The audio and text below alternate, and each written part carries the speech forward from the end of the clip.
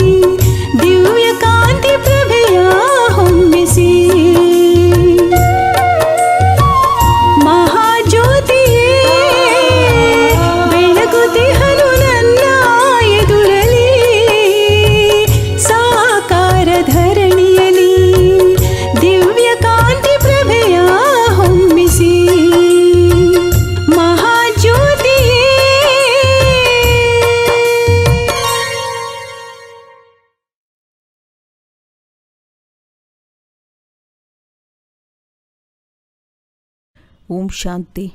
ಓಂ ಶಾಂತಿ. ಇಂದಿನ ದಿನಾಂಕ 9/11/2024. ಪ್ರಾರ್ಥ ಮುರುಳಿ. ಬಾಪ್ತಾದ ಮಧುಬನ. ಮಧುರ ಮಕ್ಕಳೇ, ತಂದೆಯು ನೀವು ಮಕ್ಕಳನ್ನು ಭಕ್ತಾತ್ಮರಿಂದ ಜ್ಞಾನಿ ಆತ್ಮಗಳನ್ನಾಗಿ ಮಾಡಲು, ಪತಿತರಿಂದ ಪಾವನರನ್ನಾಗಿ ಮಾಡಲು ಬಂದಿದ್ದಾರೆ.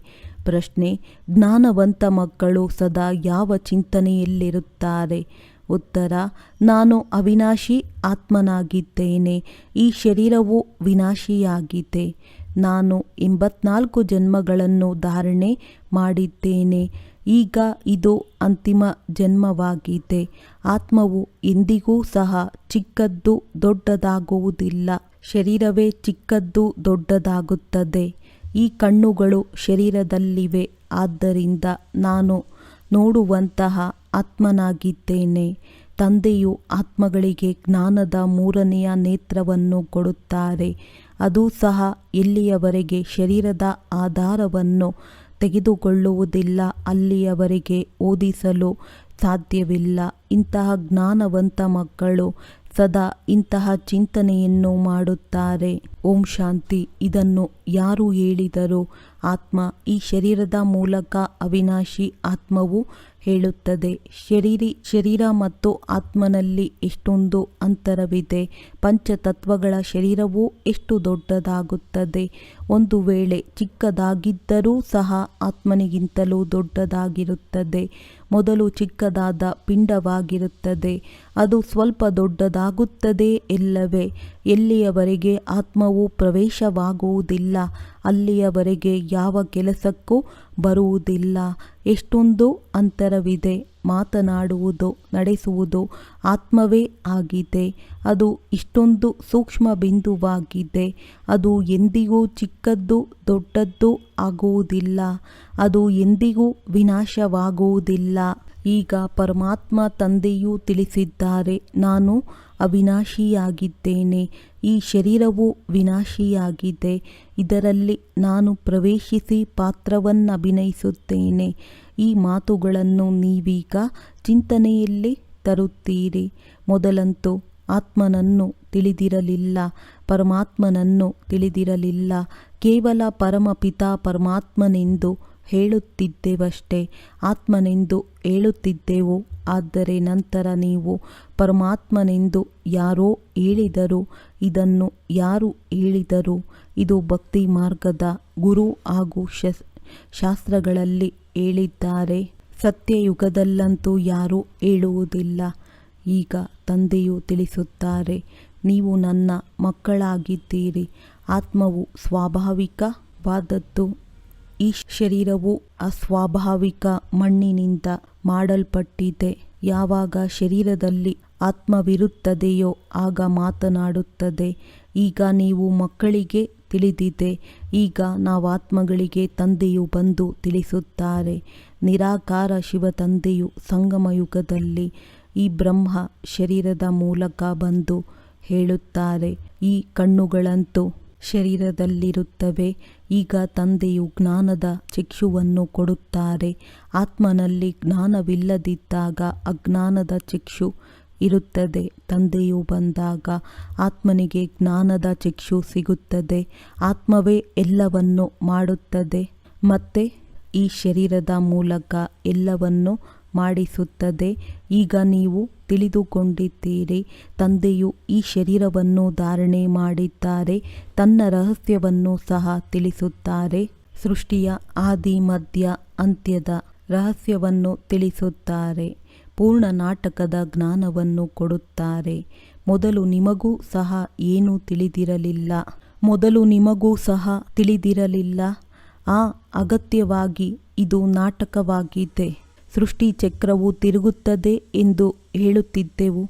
ಆದರೆ ಇದು ಹೇಗೆ ತಿರುಗುತ್ತದೆ ಎಂದು ಯಾರೂ ತಿಳಿದುಕೊಂಡಿರಲಿಲ್ಲ. ರಚಯಿತ ಮತ್ತು ರಚನೆಯ ಆದಿ ಮಧ್ಯ ಅಂತ್ಯದ ಜ್ಞಾನವು ಈಗ ನಿಮಗೆ ಸಿಗುತ್ತದೆ. ಉಳಿದೆಲ್ಲವೂ ಭಕ್ತಿಯಾಗಿದೆ. ತಂದೆಯೇ ಬಂದು ನಿಮ್ಮನ್ನು ಜ್ಞಾನಿ ಆತ್ಮಗಳನ್ನಾಗಿ ಮಾಡುತ್ತಾರೆ. ಮೊದಲು ನೀವು ಭಕ್ತಾತ್ಮರಾಗಿದ್ದೀರಿ. ನೀವು ಆತ್ಮಗಳು ಭಕ್ತಿ ಮಾಡುತ್ತಿದ್ದೀರಿ. ಈಗ ನೀವಾತ್ಮಗಳೇ ಜ್ಞಾನವನ್ನು ಕೇಳುತ್ತಿದ್ದೀರಿ. ಭಕ್ತಿಗೆ ಕತ್ತಲೆಂದು ಹೇಳಲಾಗುವುದು. ಭಕ್ತಿಯಿಂದ ಭಗವಂತನು ಸಿಗುತ್ತಾನೆಂದು ಹೇಳಲಾಗುವುದಿಲ್ಲ. ತಂದೆಯು ತಿಳಿಸುತ್ತಾರೆ, ಭಕ್ತಿಯದ್ದು ಪಾತ್ರವಿದೆ, ಜ್ಞಾನದ್ದು ಪಾತ್ರವಿದೆ. ನಾವು ಭಕ್ತಿ ಮಾಡುತ್ತಿದ್ದಾಗ ಯಾವ ಸುಖವೂ ಇರಲಿಲ್ಲ.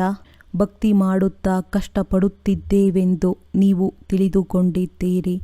ತಂದೆಯನ್ನು ಹುಡುಕುತ್ತಿದ್ದೆವು, ಈಗ ತಿಳಿದುಕೊಂಡಿದ್ದೀರಿ. ಯಜ್ಞ, ತಪ, ದಾನ, ಪುಣ್ಯ ಮೊದಲಾದವುಗಳನ್ನು ಮಾಡುತ್ತಿದ್ದೆವು. ಹುಡುಕುತ್ತಾ ಕಷ್ಟಪಟ್ಟು ಬೇಸರವಾಗಿ ಬಿಡುತ್ತಾರೆ, ತಮೋಪ್ರಧಾನರಾಗುತ್ತಾರೆ. ಏಕೆಂದರೆ ಇಳಿಯಬೇಕಾಗುತ್ತದೆ ಎಲ್ಲವೇ. ಅಸತ್ಯ ಕರ್ತವ್ಯವನ್ನು ಮಾಡುವುದು ಅಪವಿತ್ರರಾಗುವುದಾಗಿದೆ. ಪತಿತರೂ ಆಗಿಬಿಟ್ಟಿರಿ. ಪಾವನರಾಗಲು ಭಕ್ತಿ ಮಾಡುತ್ತಿದ್ದೆವು ಎಂದು ಹೇಳಲಾಗುವುದಿಲ್ಲ. ಭಗವಂತನಿಂದ ಪಾವನರಾಗುವ ವಿನಃ ಪಾವನ ಪ್ರಪಂಚಕ್ಕೆ ಹೋಗಲು ಸಾಧ್ಯವಿಲ್ಲ. ಪಾವನರಾಗದೆ ಭಗವಂತನನ್ನು ಮಿಲನ ಮಾಡಲು ಸಾಧ್ಯವಿಲ್ಲವೆಂದು ಹೇಳಲಾಗುವುದಿಲ್ಲ. ಏಕೆಂದರೆ ಭಗವಂತನನ್ನು ಬಂದು ಪಾವನ ಮಾಡು ಎಂದು ಹೇಳುತ್ತೇವೆ. ಪಾವನರಾಗಲು ಪತಿತರೇ ಭಗವಂತನೊಂದಿಗೆ ಮಿಲನ ಮಾಡುತ್ತಾರೆ. ಪಾವನರೊಂದಿಗೆ ಭಗವಂತನು ಮಿಲನ ಮಾಡುವುದಿಲ್ಲ. ಸತ್ಯಯುಗದಲ್ಲಿ ಈ ಲಕ್ಷ್ಮೀ ನಾರಾಯಣರೊಂದಿಗೆ ಭಗವಂತ ಮಿಲನ ಮಾಡುತ್ತಾರೇನೋ. ಭಗವಂತನೇ ಬಂದು ನೀವು ಪತಿತರನ್ನು ಪಾವನ ಮಾಡುತ್ತಾರೆ. ಆಗ ನೀವು ಪತಿತ ಶರೀರವನ್ನು ಬಿಟ್ಟು ಬಿಡುತ್ತೀರಿ. ಪಾವನರಂತೂ ಈ ತಮೋಪ್ರಧಾನ ಪತಿತ ಸೃಷ್ಟಿಯಲ್ಲಿ ಇರಲು ಸಾಧ್ಯವಿಲ್ಲ. ತಂದೆಯು ನಿಮ್ಮನ್ನು ಪಾವನ ಮಾಡಿ ಮರೆಯಾಗಿ ಬಿಡುತ್ತಾರೆ. ನಾಟಕದಲ್ಲಿ ಅವರ ಪಾತ್ರವು ಆಶ್ಚರ್ಯವಾದದ್ದೇ ಆಗಿದೆ. ಆತ್ಮನನ್ನು ಈ ಕಣ್ಣುಗಳಿಂದ ನೋಡಲು ಆಗುವುದಿಲ್ಲ. ಒಂದು ವೇಳೆ ಸಾಕ್ಷಾತ್ಕಾರವಾದರೂ ಸಹ ತಿಳಿದುಕೊಳ್ಳುವುದಿಲ್ಲ. ಉಳಿದವರನ್ನಂತೂ ಇವರು ಇಂಥವರು, ಇವರು ಇಂಥವರೆಂದು ತಿಳಿಸಬಹುದು. ನೆನಪು ಮಾಡುತ್ತಾರೆ. ಇಂಥವರು ಚೈತನ್ಯದಲ್ಲಿ ಸಾಕ್ಷಾತ್ಕಾರವಾಗಲಿ ಎಂದು ಇಷ್ಟಪಡುತ್ತಾರೆ. ಆದರೆ ಅದಕ್ಕೆ ಏನೂ ಅರ್ಥವಿಲ್ಲ. ಒಳ್ಳೆಯದು, ಚೈತನ್ಯದಲ್ಲಿ ನೋಡಿದರೆ ನಂತರ ಏನಾಯಿತು? ಸಾಕ್ಷಾತ್ಕಾರವಾಗಿ ನಂತರ ಮರೆಯಾಗಿ ಬಿಡುತ್ತದೆ. ಅಲ್ಪಕಾಲದ ಕ್ಷಣಭಂಗೂರ ಸುಖದ ಆಸೆಯು ಪೂರ್ಣವಾಗುತ್ತದೆ. ಅದನ್ನು ಅರ್ಧಕಲ್ಪದ ಕ್ಷಣಭಂಗೂರ ಸುಖವೆಂದು ಕರೆಯಲಾಗುವುದು. ಸಾಕ್ಷಾತ್ಕಾರದ ಆಸೆಯಿತ್ತು, ಅದು ದೊರೆತಂತಾಯಿತಷ್ಟೇ. ಇಲ್ಲಿ ಪತಿತರಿಂದ ಪಾವನರಾಗುವುದೇ ಮೂಲ ಮಾತಾಗಿದೆ. ಪಾವನರಾದರೆ ದೇವತೆಯಾಗಿ ಬಿಡುತ್ತೀರಿ, ಅಂದರೆ ಸ್ವರ್ಗದಲ್ಲಿ ಹೊರಟು ಹೋಗುತ್ತೀರಿ. ಶಾಸ್ತ್ರಗಳಲ್ಲಿ ಕಲ್ಪದ ಆಯಸ್ಸನ್ನು ಲಕ್ಷಾಂತರ ವರ್ಷಗಳೆಂದು ಬರೆದಿದ್ದಾರೆ. ಕಲಿಯುಗವಿನ್ನೂ ಸುಮಾರು 40,000 ವರ್ಷಗಳಿದೆ ಎಂದು ತಿಳಿದಿದ್ದಾರೆ. ಇಡೀ ಕಲ್ಪವೇ 5,000 ವರ್ಷಗಳದ್ದಾಗಿದೆ ಎಂದು ತಂದೆಯು ತಿಳಿಸುತ್ತಾರೆ. ಅಂದಾಗ ಇದರಿಂದ ಮನುಷ್ಯರು ಅಂಧಕಾರದಲ್ಲಿದ್ದಾರಲ್ಲವೇ? ಇದನ್ನು ಘೋರ ಅಂಧಕಾರವೆಂದು ಕರೆಯಲಾಗುವುದು. ಯಾರಲ್ಲಿಯೂ ಸಹ ಜ್ಞಾನವಿಲ್ಲ. ಅದೆಲ್ಲವೂ ಭಕ್ತಿಯಾಗಿದೆ. ರಾವಣನು ಬಂದಾಗ ಭಕ್ತಿಯೂ ಸಹ ಅವನ ಜೊತೆ ಇದೆ. ತಂದೆಯು ಬಂದಾಗ ಅವರಲ್ಲಿ ಜ್ಞಾನವಿರುತ್ತದೆ. ತಂದೆಯಿಂದ ಒಂದೇ ಬಾರಿ ಜ್ಞಾನದ ಆಸ್ತಿಯು ಸಿಗುತ್ತದೆ, ಮತ್ತೆ ಮತ್ತೆ ಸಿಗುವುದಿಲ್ಲ. ಅಲ್ಲಿ ನೀವು ಯಾರಿಗೂ ಸಹ ಜ್ಞಾನವನ್ನು ತಿಳಿಸುವುದಿಲ್ಲ. ಅದರ ಅವಶ್ಯಕತೆಯೂ ಇರುವುದಿಲ್ಲ. ಯಾರು ಅಜ್ಞಾನದಲ್ಲಿರುತ್ತಾರೆಯೋ ಅವರಿಗಷ್ಟೇ ಜ್ಞಾನ ಸಿಗುತ್ತದೆ. ತಂದೆಯನ್ನಂತೂ ಯಾರೂ ತಿಳಿದುಕೊಂಡಿಲ್ಲ. ತಂದೆಯನ್ನು ನಿಂದನೆ ಮಾಡದೆ ಯಾವ ಮಾತನ್ನು ಮಾತನಾಡುವುದಿಲ್ಲ. ಇದನ್ನು ಸಹ ನೀವು ಮಕ್ಕಳು ತಿಳಿದುಕೊಂಡಿದ್ದೀರಿ. ನೀವು ಈಶ್ವರ ಸರ್ವವ್ಯಾಪಿಯಲ್ಲವೆಂದು ಹೇಳುತ್ತೀರಿ.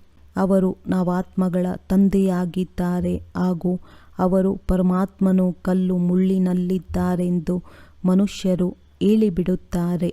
ನೀವು ಮಕ್ಕಳು ತಂದೆಯನ್ನು ಬಹಳ ಚೆನ್ನಾಗಿ ತಿಳಿದುಕೊಂಡಿದ್ದೀರಿ. ಭಕ್ತಿಯು ಸಂಪೂರ್ಣ ಬೇರೆ ವಸ್ತುವಾಗಿದೆ. ಅದರಲ್ಲಿ ಸ್ವಲ್ಪವೂ ಸಹ ಜ್ಞಾನವಿರುವುದಿಲ್ಲ. ಇಡೀ ಸಮಯವೇ ಪರಿವರ್ತನೆಯಾಗಿ ಬಿಡುತ್ತದೆ. ಭಗವಂತನ ಹೆಸರು ಬದಲಾವಣೆಯಾಗಿ ನಂತರ ಮನುಷ್ಯರ ಹೆಸರು ಬದಲಾಗುತ್ತದೆ. ಮೊದಲು ದೇವಿ ದೇವತೆ ಎಂದು ಕರೆಯಲಾಗುವುದು, ನಂತರ ಕ್ಷತ್ರಿಯ ವೈಶ್ಯ ಶೂದ್ರರೆಂದು ಕರೆಯಲಾಗುವುದು. ಅವರು ದೈವಿ ಗುಣವುಳ್ಳ ಮನುಷ್ಯರು ಹಾಗೂ ಇವರು ಆಸುರಿ ಗುಣವುಳ್ಳ ಮನುಷ್ಯರಾಗಿದ್ದಾರೆ. ಇವರು ಮನುಷ್ಯರು ಖಂಡಿತವಾಗಿ ಅಪವಿತ್ರರಾಗಿದ್ದಾರೆ. ಗುರುನಾನಕ್ ಸಹ ಹೇಳಿದ್ದಾರೆ, ಅಶಂಕ್ ಚೋರ್ ನಿಸ್ಸಂದೇಹವಾದ ಕಳ್ಳರು ಆಗಿದ್ದಾರೆ. ಮನುಷ್ಯರಿಗೇನಾದರೂ ಈ ರೀತಿ ಹೇಳಿದರೆ ನಿಂದನೆ ಮಾಡುತ್ತಿದ್ದೀರೇನೋ ಎಂದು ತಕ್ಷಣ ಹೇಳಿಬಿಡುತ್ತಾರೆ. ಆದರೆ ತಂದೆಯೂ ಸಹ ತಿಳಿಸುತ್ತಾರೆ, ಈಗ ಎಲ್ಲರೂ ಆಸುರಿ ಸಂಪ್ರದಾಯದವರಾಗಿದ್ದಾರೆ. ನಿಮಗೆ ಸ್ಪಷ್ಟ ಮಾಡಿ ತಿಳಿಸುತ್ತಾರೆ, ಇದು ರಾವಣ ಸಂಪ್ರದಾಯ ಮತ್ತು ಇದು ರಾಮನ ಸಂಪ್ರದಾಯ. ನಮಗೆ ರಾಮರಾಜ್ಯವು ಬೇಕೆಂದು ಗಾಂಧೀಜಿಯು ಹೇಳುತ್ತಿದ್ದರು. ರಾಮರಾಜ್ಯದಲ್ಲಿ ಎಲ್ಲರೂ ನಿರ್ವಿಕಾರಿಗಳಿದ್ದಾರೆ, ರಾವಣ ರಾಜ್ಯದಲ್ಲಿ ಎಲ್ಲರೂ ವಿಕಾರಿಗಳಾಗಿದ್ದಾರೆ. ಇದರ ಹೆಸರು ವೇಶ್ಯಾಲಯ, ಭಯಂಕರ ನರಕವಾಗಿದೆ. ಈ ಸಮಯದಲ್ಲಿ ಮನುಷ್ಯರು ವಿಷಯ ವೈತರಣಿ ನದಿಯಲ್ಲಿ ಮುಳುಗಿದ್ದಾರೆ. ಮನುಷ್ಯರು ಪ್ರಾಣಿಗಳೆಲ್ಲರೂ ಒಂದೇ ಸಮಾನವಾಗಿದ್ದಾರೆ. ಇಂದಿನ ಮನುಷ್ಯರಿಗೆ ಯಾವ ಮಹಿಮೆಯೂ ಇಲ್ಲ. ಪಂಚವಿಕಾರಗಳ ಮೇಲೆ ನೀವು ಮಕ್ಕಳು ವಿಜಯ ಪಡೆದು ಮನುಷ್ಯರಿಂದ ದೇವತಾ ಪದವಿಯನ್ನು ಪಡೆಯುತ್ತೀರಿ. ಉಳಿದವರೆಲ್ಲರೂ ನಾಶವಾಗುತ್ತಾರೆ. ದೇವತೆಗಳೆಲ್ಲರೂ ಸತ್ಯಯುಗದಲ್ಲಿರುತ್ತಾರೆ. ಈಗ ಈ ಕಲಿಯುಗದಲ್ಲಿ ಎಲ್ಲರೂ ಅಸುರರಿದ್ದಾರೆ. ಅಂದಾಗ ಅಸುರರ ಚಿಹ್ನೆ ಏನಾಗಿದೆ? ಪಂಚವಿಕಾರಗಳು ದೇವತೆಗಳಿಗೆ ಸಂಪೂರ್ಣ ನಿರ್ವಿಕಾರಿಗಳೆಂದು ಕರೆಯಲಾಗುವುದು, ಅಸುರರಿಗೆ ಸಂಪೂರ್ಣ ವಿಕಾರಿಗಳೆಂದು ಕರೆಯಲಾಗುವುದು. ಅವರು 16 ಕಲಾ ಸಂಪೂರ್ಣರಾಗಿದ್ದಾರೆ ಹಾಗೂ ಇವರು ಕಲಾಹೀನರಾಗಿದ್ದಾರೆ. ಎಲ್ಲರ ಕಲೆಯನ್ನು ಮಾಯೆಯು ಕಸಿದುಕೊಂಡು ಬಿಟ್ಟಿದೆ. ಈಗ ಈ ತಂದೆಯು ಕುಳಿತು ಮಕ್ಕಳಿಗೆ ತಿಳಿಸಿಕೊಡುತ್ತಾರೆ. ತಂದೆಯು ಹಳೆಯ ಆಸುರಿ ಪ್ರಪಂಚವನ್ನು ಪರಿವರ್ತನೆ ಮಾಡಲು ಬರುತ್ತಾರೆ. ರಾವಣ ರಾಜ್ಯ ವೇಶ್ಯಾಲಯವನ್ನು ಶಿವಾಲಯವನ್ನಾಗಿ ಮಾಡುತ್ತಾರೆ. ಅವರಂತೂ ಇಲ್ಲಿಯೇ ತ್ರಿಮೂರ್ತಿ ಹೌಸ್, ತ್ರಿಮೂರ್ತಿ ರಸ್ತೆ ಎಂದು ಹೆಸರನ್ನಿಟ್ಟಿದ್ದಾರೆ. ಮೊದಲೆಲ್ಲ ಈ ಹೆಸರುಗಳಿತ್ತೇನೋ, ಈಗ ಆಗಬೇಕಾಗಿರುವುದೇನೋ? ಇಡೀ ಪ್ರಪಂಚವು ಯಾರದ್ದಾಗಿದೆ? ಪರಮಾತ್ಮನದಲ್ಲವೇ? ಪರಮಾತ್ಮನ ಪ್ರಪಂಚದಲ್ಲಿ ಅರ್ಧಕಲ್ಪ ಪವಿತ್ರ, ಅರ್ಧಕಲ್ಪ ಅಪವಿತ್ರರಾಗಿರುತ್ತಾರೆ. ತಂದೆಗೆ ರಚಯಿತನೆಂದು ಕರೆಯಲಾಗುತ್ತದೆ ಎಲ್ಲವೇ? ಅಂದಾಗ ಈ ಪ್ರಪಂಚವು ಅವರದ್ದೇ ಆಯಿತಲ್ಲವೇ? ತಂದೆಯು ತಿಳಿಸುತ್ತಾರೆ, ನಾನೇ ಮಾಲೀಕನಾಗಿದ್ದೇನೆ, ನಾನೇ ಬೀಜರೂಪ ಚೈತನ್ಯ ಜ್ಞಾನ ಸಾಗರನಾಗಿದ್ದೇನೆ. ನನ್ನಲ್ಲಿಯೇ ಎಲ್ಲ ಜ್ಞಾನವಿದೆ, ಬೇರೆ ಯಾರಲ್ಲಿಯೂ ಇಲ್ಲ. ನೀವು ತಿಳಿಸಿಕೊಡಬಹುದು, ಈ ಸೃಷ್ಟಿ ಚಕ್ರದ ಆದಿ ಮಧ್ಯ ಅಂತ್ಯದ ಜ್ಞಾನವು ತಂದೆಯಲ್ಲಿಯೇ ಇದೆ, ಉಳಿದೆಲ್ಲವೂ ಸುಳ್ಳಾಗಿದೆ. ಮುಖ್ಯವಾಗಿ ಸುಳ್ಳು ಬಹಳ ಕೆಟ್ಟದ್ದಾಗಿದೆ. ಅದಕ್ಕಾಗಿ ತಂದೆಯು ದೂರನ್ನು ಕೊಡುತ್ತಾರೆ. ನೀವು ನನ್ನನ್ನು ಕಲ್ಲು, ಮುಳ್ಳು, ನಾಯಿ, ಬೆಕ್ಕು ಎಲ್ಲದರಲ್ಲಿಯೂ ಇದ್ದೇನೆಂದು ತಿಳಿದು ಕುಳಿತಿದ್ದೀರಿ. ಆದುದರಿಂದ ನೀವೆಷ್ಟು ದುರ್ದಶೆಯಲ್ಲಿ ಬಂದಿದ್ದೀರಿ. ಹೊಸ ಪ್ರಪಂಚದ ಮನುಷ್ಯರಿಗೂ ಹಳೆಯ ಪ್ರಪಂಚದ ಮನುಷ್ಯರಿಗೂ ಬಹಳ ವ್ಯತ್ಯಾಸವಿದೆ. ಅರ್ಧಕಲ್ಪದಿಂದ ಹಿಡಿದು ಅಪವಿತ್ರ ಮನುಷ್ಯರು ಪಾವನ ದೇವತೆಗಳ ಮುಂದೆ ತಲೆಬಾಗುತ್ತಾರೆ. ಇದನ್ನು ಸಹ ಮಕ್ಕಳಿಗೆ ತಿಳಿಸಲಾಗಿದೆ. ಮೊಟ್ಟಮೊದಲು ಶಿವನ ಪೂಜೆಯಾಗುತ್ತದೆ. ಅವರು ನಿಮ್ಮನ್ನು ಪೂಜಾರಿಯಿಂದ ಪೂಜ್ಯರನ್ನಾಗಿ ಮಾಡುತ್ತಾರೆ. ರಾವಣನು ನಿಮ್ಮನ್ನು ಪೂಜ್ಯರಿಂದ ಪೂಜಾರಿಯನ್ನಾಗಿ ಮಾಡುತ್ತಾನೆ. ನಂತರ ತಂದೆಯು ನಾಟಕದ ಯೋಜನೆಯ ಅನುಸಾರವಾಗಿ ನಿಮ್ಮನ್ನು ಪೂಜ್ಯರನ್ನಾಗಿ ಮಾಡುತ್ತಾರೆ. ರಾವಣ ಮುಂತಾದವರ ಹೆಸರುಗಳು ಇದೆಯಲ್ಲವೇ? ದಸರಾ ಹಬ್ಬವನ್ನು ಯಾವಾಗ ಆಚರಿಸುತ್ತಾರೆಯೋ ಆಗ ಹೊರದೇಶದಿಂದಲೂ ಸಹ ಎಷ್ಟೊಂದು ಜನರನ್ನು ಕರೆಯುತ್ತಾರೆ. ಆದರೆ ಅದರ ಬಗ್ಗೆ ಸ್ವಲ್ಪವೂ ಅರ್ಥವನ್ನೇ ತಿಳಿದುಕೊಂಡಿಲ್ಲ. ದೇವತೆಗಳಿಗೆ ಎಷ್ಟೊಂದು ನಿಂದನೆ ಮಾಡುತ್ತಾರೆ. ಆದರೆ ಸ್ವಲ್ಪವೂ ಇಂತಹ ಮಾತುಗಳೆಲ್ಲ ಹೇಗೆ ಈಶ್ವರನಿಗೆ ನಾಮರೂಪದಿಂದ ಭಿನ್ನ ಎಂದು ಹೇಳುತ್ತಾರೆಯೋ ಹಾಗೆಯೇ ಆಟವನ್ನೆಲ್ಲ ಮಾಡುತ್ತಾರೆ. ಆದರೆ ಅದೇನೂ ಇಲ್ಲವೇ ಇಲ್ಲ.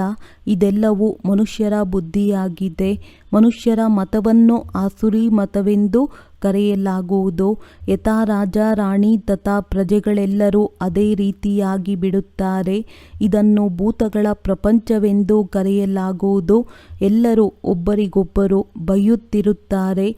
ಆದರೆ ತಂದೆಯು ತಿಳಿಸುತ್ತಾರೆ, ಮಕ್ಕಳೇ, ಯಾವಾಗ ಯೋಗದಲ್ಲಿ ಕುಳಿತುಕೊಳ್ಳುತ್ತೀರೋ ಆಗ ತಮ್ಮನ್ನು ಆತ್ಮನೆಂದು ತಿಳಿದು ತಂದೆಯನ್ನು ನೆನಪು ಮಾಡಿ. ನೀವು ಅಜ್ಞಾನದಲ್ಲಿದ್ದಾಗ ಪರಮಾತ್ಮನನ್ನು ಮೇಲಿದ್ದಾರೆಂದು ತಿಳಿದಿದ್ದೀರಿ. ಈಗ ತಂದೆಯು ಇಲ್ಲಿಗೆ ಬಂದಿದ್ದಾರೆಂದು ತಿಳಿದುಕೊಂಡಿದ್ದೀರಿ. ನೀವು ತಂದೆಯನ್ನು ಈ ಬ್ರಹ್ಮ ಶರೀರದಲ್ಲಿ ಕರೆದಿದ್ದೀರಿ. ನೀವು ಯಾವಾಗ ನಿಮ್ಮ ನಿಮ್ಮ ಸೇವಾ ಕೇಂದ್ರಗಳಲ್ಲಿ ಕುಳಿತುಕೊಳ್ಳುತ್ತೀರಿ ಆಗ ಮಧುಬನದಲ್ಲಿ ಇವರ ಶರೀರದಲ್ಲಿ ತಂದೆ ಇದ್ದಾರೆಂದು ನೀವು ತಿಳಿಯುತ್ತೀರಿ. ಏ ಭಗವಂತ ಎಂದು ಭಕ್ತಿ ಮಾರ್ಗದಲ್ಲಿ ಪರಮಾತ್ಮನು ಮೇಲಿದ್ದಾರೆಂದು ಒಪ್ಪಿಕೊಳ್ಳುತ್ತಿದ್ದೆವು. ಈಗ ನೀವು ತಂದೆಯನ್ನು ಎಲ್ಲಿದ್ದಾರೆಂದು ನೆನಪು ಮಾಡುತ್ತೀರಿ. ಕುಳಿತು ಏನು ಮಾಡುತ್ತೀರಿ? ನೀವು ತಿಳಿದುಕೊಂಡಿದ್ದೀರಿ, ಅಗತ್ಯವಾಗಿ ಇಲ್ಲಿಯೇ ನೆನಪು ಮಾಡುತ್ತೀರಿ. ಶಿವ ತಂದೆಯು ಬ್ರಹ್ಮನ ತನುವಿನಲ್ಲಿದ್ದಾಗ ಮೇಲಂತೂ ಇರುವುದಿಲ್ಲ. ಪುರುಷೋತ್ತಮ ಸಂಗಮ ಯುಗದಲ್ಲಿ ಇಲ್ಲಿಗೆ ಬಂದಿದ್ದಾರೆ. ತಂದೆಯು ತಿಳಿಸುತ್ತಾರೆ, ನಿಮ್ಮನ್ನು ಇಷ್ಟೊಂದು ಶ್ರೇಷ್ಠರನ್ನಾಗಿ ಮಾಡಲು ನಾನು ಇಲ್ಲಿಗೆ ಬಂದಿದ್ದೇನೆ. ನೀವು ಮಕ್ಕಳು ಇಲ್ಲಿ ನೆನಪು ಮಾಡುತ್ತೀರಿ. ಭಕ್ತರು ಮೇಲೆ ನೆನಪು ಮಾಡುತ್ತಾರೆ. ನೀವು ಒಂದು ವೇಳೆ ವಿದೇಶದಲ್ಲಿದ್ದರೂ ಸಹ ಬ್ರಹ್ಮನ ತನುವಿನಲ್ಲಿ ಶಿವ ತಂದೆ ಇದ್ದಾರೆಂದು ಹೇಳುತ್ತೀರಿ. ಅವಶ್ಯವಾಗಿ ಶರೀರವೂ ಬೇಕಲ್ಲವೇ? ನೀವು ಎಲ್ಲಿಯೇ ಕುಳಿತಿದ್ದರೂ ಸಹ ಇಲ್ಲಿಯೇ ನೆನಪು ಮಾಡುತ್ತೀರಿ. ಬ್ರಹ್ಮನ ಶರೀರದಲ್ಲಿ ತಂದೆಯನ್ನು ನೆನಪು ಮಾಡಬೇಕಾಗುತ್ತದೆ. ಕೆಲವರು ಬುದ್ಧಿಹೀನರು ತಂದೆಯನ್ನು ಒಪ್ಪಿಕೊಳ್ಳುವುದಿಲ್ಲ. ತಂದೆಯು ಬ್ರಹ್ಮನನ್ನು ನೆನಪು ಮಾಡಬೇಡಿ ಎಂದು ಹೇಳುವುದಿಲ್ಲ. ಬ್ರಹ್ಮನಿಲ್ಲದೆ ಶಿವ ತಂದೆಯ ನೆನಪು ಹೇಗೆ ಬರುತ್ತದೆ? ನಾನು ಇವರ ಶರೀರದಲ್ಲಿದ್ದೇನೆಂದು ಹೇಳುತ್ತಾರೆ. ಇವರಲ್ಲಿ ಬ್ರಹ್ಮನನ್ನು ನೆನಪು ಮಾಡಿ. ಆದುದರಿಂದ ನೀವು ತಂದೆ ಆಗುವುದಾದ ಇಬ್ಬರನ್ನೂ ನೆನಪು ಮಾಡುತ್ತೀರಿ. ಇವರ ಆತ್ಮವು ತನ್ನದೇ ಆಗಿದೆ ಎಂದು ಬುದ್ಧಿಯಲ್ಲಿದೆ. ಶಿವ ತಂದೆಯ ಆತ್ಮನಿಗೆ ಶರೀರವಿಲ್ಲ. ನಾನು ಈ ಪ್ರಕೃತಿಯ ಆಧಾರವನ್ನು ಪಡೆಯುತ್ತೇನೆಂದು ತಂದೆಯು ಹೇಳುತ್ತಾರೆ. ತಂದೆಯು ಕುಳಿತು ಇಡೀ ಬ್ರಹ್ಮಾಂಡ ಸೃಷ್ಟಿಯ ಆದಿ ಮಧ್ಯ ಅಂತ್ಯದ ರಹಸ್ಯವನ್ನು ತಿಳಿಸುತ್ತಾರೆ. ಬೇರೆ ಯಾರೂ ಸಹ ಬ್ರಹ್ಮಾಂಡವನ್ನು ತಿಳಿದುಕೊಂಡೇ ಇಲ್ಲ. ತತ್ವದಲ್ಲಿ ನಾವು ಹಾಗೂ ನೀವು ಇರುತ್ತೇವೆ. ಶ್ರೇಷ್ಠ ತಂದೆ, ಶ್ರೇಷ್ಠರಾದ ಆತ್ಮಗಳಿರುವಂತಹ ಆ ಬ್ರಹ್ಮಲೋಕ ಶಾಂತಿಧಾಮವಾಗಿದೆ. ಶಾಂತಿಧಾಮ ಎನ್ನುವುದು ಬಹಳ ಮಧುರವಾದ ಹೆಸರಾಗಿದೆ. ಈ ಎಲ್ಲ ಮಾತುಗಳು ನಿಮ್ಮ ಬುದ್ಧಿಯಲ್ಲಿದೆ. ನಾವು ಮೂಲತಃ ಬ್ರಹ್ಮತತ್ವ ನಿವಾಸಿಗಳಾಗಿದ್ದೆವು. ಅದನ್ನು ನಿರ್ವಾಣಧಾಮ, ವಾನಪ್ರಸ್ಥ ಎಂದೂ ಸಹ ಕರೆಯಲಾಗುವುದು. ಈ ಮಾತುಗಳು ಈಗ ನಿಮ್ಮ ಬುದ್ಧಿಯಲ್ಲಿದೆ. ಯಾವಾಗ ಭಕ್ತಿ ಇರುತ್ತದೆಯೋ ಆಗ ಜ್ಞಾನದ ಅಕ್ಷರವಿರುವುದಿಲ್ಲ. ಯಾವಾಗ ಪರಿವರ್ತನೆಯಾಗುತ್ತದೆಯೋ ಆಗ ಇದನ್ನು ಪುರುಷೋತ್ತಮ ಸಂಗಮ ಯುಗವೆಂದು ಕರೆಯಲಾಗುವುದು. ಹಳೆಯ ಪ್ರಪಂಚದಲ್ಲಿ ಅಸುರರಿರುತ್ತಾರೆ, ಹೊಸ ಪ್ರಪಂಚದಲ್ಲಿ ದೇವತೆಗಳಿರುತ್ತಾರೆ. ಆದ್ದರಿಂದ ಅದನ್ನು ಪರಿವರ್ತನೆ ಮಾಡಲು ತಂದೆಯು ಬರಬೇಕಾಗುವುದು. ಸತ್ಯಯುಗದಲ್ಲಿ ನಿಮಗೇನೂ ತಿಳಿಯುವುದಿಲ್ಲ. ಈಗ ನೀವು ಕಲಿಯುಗದಲ್ಲಿರುವುದರಿಂದ ಎಲ್ಲವೂ ತಿಳಿದಿದೆ. ನೀವು ಸತ್ಯಯುಗದಲ್ಲಿದ್ದಾಗಲೂ ಈ ಹಳೆಯ ಪ್ರಪಂಚದ ಬಗ್ಗೆ ಏನೂ ತಿಳಿದಿರುವುದಿಲ್ಲ. ಈಗ ಹಳೆಯ ಪ್ರಪಂಚದಲ್ಲಿರುವುದರಿಂದ ಹೊಸ ಪ್ರಪಂಚದ ಬಗ್ಗೆಯೂ ತಿಳಿಯುವುದಿಲ್ಲ. ಹೊಸ ಪ್ರಪಂಚವು ಯಾವಾಗ ಇತ್ತೆಂದು ತಿಳಿಯದು. ಅವರು ಲಕ್ಷಾಂತರ ವರ್ಷಗಳೆಂದು ಹೇಳಿಬಿಡುತ್ತಾರೆ. ತಂದೆಯು ಈ ಸಂಗಮದಲ್ಲಿ ಕಲ್ಪಕಲ್ಪವೂ ಬರುತ್ತಾರೆ. ಬಂದು ಈ ಭಿನ್ನತೆಯುಳ್ಳ ವೃಕ್ಷದ ರಹಸ್ಯವನ್ನು ತಿಳಿಸುತ್ತಾರೆ. ಹಾಗೂ ಈ ಚಕ್ರವು ಹೇಗೆ ತಿರುಗುತ್ತದೆ ಎಂಬುದನ್ನು ನೀವು ಮಕ್ಕಳಿಗೆ ತಿಳಿಸುತ್ತಾರೆಂದು ನೀವು ತಿಳಿದುಕೊಂಡಿದ್ದೀರಿ. ತಿಳಿಸುವುದೇ ನಿಮ್ಮ ಕರ್ತವ್ಯವಾಗಿದೆ. ಈಗ ಒಬ್ಬೊಬ್ಬರಿಗೂ ತಿಳಿಸಲು ಸಮಯ ಹಿಡಿಸುತ್ತದೆ. ಆದುದರಿಂದ ನೀವು ಅನೇಕರಿಗೆ ತಿಳಿಸುತ್ತೀರಿ. ಬಹಳಷ್ಟು ಮಂದಿ ತಿಳಿದುಕೊಳ್ಳುತ್ತಾರೆ. ಈ ಮಧುರಾತಿ ಮಧುರ ಮಾತುಗಳನ್ನು ನಂತರ ಅನೇಕರಿಗೆ ತಿಳಿಸಬೇಕು. ನೀವು ಪ್ರದರ್ಶನಿ ಮೊದಲಾದವುಗಳಲ್ಲಿ ಶಿವಜಯಂತಿಯನ್ನು ಕುರಿತು ಅನೇಕರನ್ನು ಕರೆದು ತಿಳಿಸುತ್ತೀರಲ್ಲವೇ? ಈ ಆಟದ ಪುನರಾವರ್ತನೆಯ ಸಮಯ ಎಷ್ಟಿದೆ ಎಂದು ಯಥಾರ್ಥವಾಗಿ ನೀವು ತಿಳಿಸುತ್ತೀರಿ. ಇದೆಲ್ಲವೂ ವಿಷಯಗಳಾಗಿವೆ. ಇವುಗಳನ್ನು ನಾವು ತಿಳಿಸುತ್ತೇವೆ, ನಿಮಗೆ ತಂದೆಯೂ ತಿಳಿಸುತ್ತಾರಲ್ಲವೇ? ಇದರಿಂದ ನೀವು ದೇವತೆಯಾಗಿ ಬಿಡುತ್ತೀರಿ. ಹೇಗೆ ನೀವು ತಿಳಿದುಕೊಂಡು ದೇವತೆಯಾಗುತ್ತೀರೋ ನಂತರ ಅನ್ಯರನ್ನು ಮಾಡುತ್ತೀರಿ. ತಂದೆಯು ನಮಗೆ ಇದನ್ನು ತಿಳಿಸಿದ್ದಾರೆ. ನಾವು ಯಾರ ನಿಂದನೆಯನ್ನೂ ಮಾಡುವುದಿಲ್ಲ. ಜ್ಞಾನವು ಸದ್ಗತಿ ಮಾರ್ಗವಾಗಿದೆ. ಒಬ್ಬ ಸದ್ಗುರು ಪಾರು ಮಾಡುವವರಾಗಿದ್ದಾರೆಂದು ನಾವು ತಿಳಿಸುತ್ತೇವೆ. ಇಂತಿಂತಹ ಮುಖ್ಯವಾದ ಮಾತುಗಳನ್ನು ತೆಗೆದು ತಿಳಿಸಿಕೊಡಿ. ಈ ಎಲ್ಲ ಜ್ಞಾನವು ತಂದೆಯ ವಿನಃ ಬೇರೆ ಯಾರೂ ಸಹ ತಿಳಿಸಲು ಸಾಧ್ಯವಿಲ್ಲ. ಒಳ್ಳೆಯದು. ಮಧುರಾತಿ ಮಧುರ ಅಗಲಿ ಹೋಗಿ ಮರಳಿ ಸಿಕ್ಕಿರುವಂಥ ಮಕ್ಕಳಿಗೆ ಪ್ರೀತಿಯ ಮಾತ್ಪಿತಾ ಬಾಪ್ ದಾದಾರವರ ನೆನಪು, ಪ್ರೀತಿ ಹಾಗೂ ನಮಸ್ತೆ. ಆತ್ಮೀಯ ಮಕ್ಕಳಿಗೆ ಆತ್ಮೀಯ ತಂದೆಯ ನಮಸ್ತೆ. ಧಾರಣೆಗಾಗಿ ಮುಖ್ಯ ಸಾರ: ಪೂಜಾರಿಯಿಂದ ಪೂಜ್ಯರಾಗಲು ಸಂಪೂರ್ಣ ನಿರ್ವಿಕಾರಿಗಳಾಗಬೇಕು. ಜ್ಞಾನವಂತರಾಗಿ ತಮ್ಮನ್ನು ತಾವೇ ಪರಿವರ್ತನೆ ಮಾಡಿಕೊಳ್ಳಬೇಕು. ಅಲ್ಪಕಾಲದ ಸುಖದ ಹಿಂದೆ ಹೋಗಬಾರದು. ತಂದೆ ಹಾಗೂ ದಾದಾ ಇಬ್ಬರನ್ನೂ ನೆನಪು ಮಾಡಬೇಕು. ಬ್ರಹ್ಮನ ವಿನಃ ಶಿವ ತಂದೆಯ ನೆನಪು ಬರುವುದಿಲ್ಲ. ಭಕ್ತಿಯಲ್ಲಿ ಮೇಲೆ ನೆನಪು ಮಾಡಿದ್ದೀರಿ. ಈಗ ಬ್ರಹ್ಮನ ತನುವಿನಲ್ಲಿ ಬಂದಿರುವುದರಿಂದ ಇಬ್ಬರ ನೆನಪು ಬರಬೇಕಾಗಿದೆ.